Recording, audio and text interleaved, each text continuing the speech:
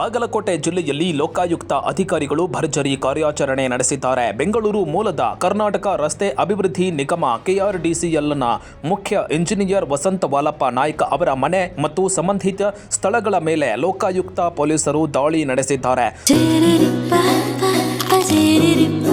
ನನ್ನ favourite Nandini cheese. ಈಗ ಎಲ್ಲರ ಫೇವರೇಟ್ ನಂದಿನಿ ಚೀಸ್. ಅಕ್ರಮ ಆಸ್ತಿ ಗಳಿಕೆ ಆರೋಪದ ಅಡಿ ಈ ಪರಿಶೀಲನೆ ನಡೀತಾ ಇದೆ.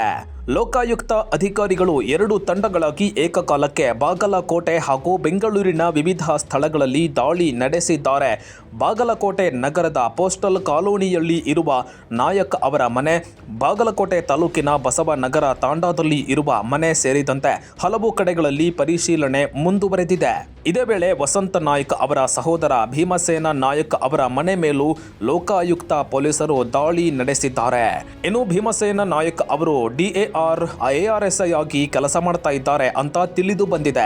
ದಾಳಿ ವೇಳೆ ಅಧಿಕಾರಿಗಳು ಮನೆಗಳಲ್ಲಿ ದೊರೆತ ಪ್ರಮುಖ ದಾಖಲೆಗಳನ್ನು ಹಾಗೂ ದಾಖಲೆ ಪತ್ರಗಳನ್ನು ಪರಿಶೀಲನೆ ಮಾಡ್ತಾ ಇದ್ದಾರೆ. ಮೂಲಗಳ ಪ್ರಕಾರ ಅಕ್ರಮ ಆಸ್ತಿ ಗಳಿಕೆ ಆರೋಪಗಳ ಹಿನ್ನೆಲೆ ಈ ಕಾರ್ಯಾಚರಣೆ ಕೈಗೊಳ್ಳಲಾಗಿದೆ. ಈ ಸಮಗ್ರ ಕಾರ್ಯಾಚರಣೆ ಬೆಂಗಳೂರು ಲೋಕಾಯುಕ್ತ ಪೊಲೀಸರ ನೇತೃತ್ವದಲ್ಲೇ ನಡೀತಾ ಇದೆ.